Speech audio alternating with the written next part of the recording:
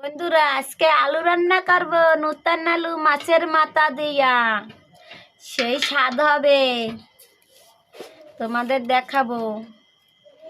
যার পছন্দ হবে আমার বাসায় আসবে খেতে, ঠিক আছে? কেননা সবাই তো আলু রান্না জানে না, কীভাবে আলু রান্না করে। আজকে তোমাদের সম্পূর্ণ ভিডিওতে দেখাবো। আর আমার সাথে সাহায্য করবে জানো কে? আমার ছেলে।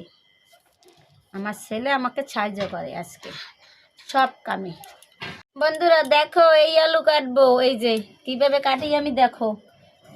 একস আলু রানতে কেমন করে কাটতে হয়।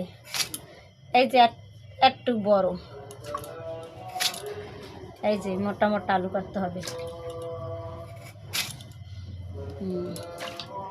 বন্ধুরা আজকে আমি রান্না করব মাছের মাথা দিয়ে আলু রান্না করব, আর করব বেগুন দিয়ে মাছ রান্না করব। এই যে বেগুন দিয়ে মাছ রান্না করব, শুধু 3 কোয়া রসুন দিয়া, 3-4টা দিলে হবে আর কি, শুধু রসুন। আমি সবসময় রান্না করি, পুরোটা ভিডিও দেখাই না। আজকে আমি পুরো ভিডিও দেখাবো কিভাবে আমি রান্না করি। আর রান্নাটা এত মজা হয়, আর কালারও সুন্দর থাকে, দেখতেও ভালো দেখা যায়।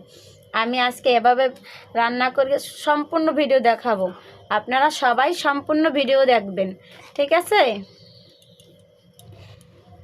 বন্ধুরা আমি বেগুনটা আগে কিভাবে কাটি দেখো।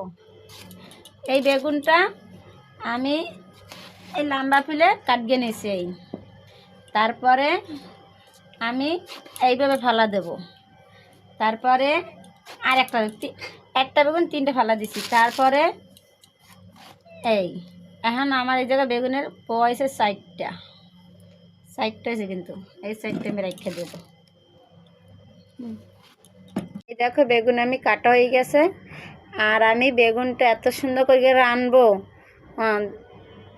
তোমরা সম্পূর্ণ ভিডিও না দেখলে বুঝতে পারবে না যে কম তেলে কম মশলা রান্না যায়, শুধু রসুন দিয়েও তরকারি রান্না করা যায়। বন্ধুরা মাছ কাটতে হবে। এখন বড়িতে নাই ধার, আমি এইটা দিয়ে রাঁধতে পারছি। এই মাছ বন্ধুরা দেখো ডিম বেরিয়েছে,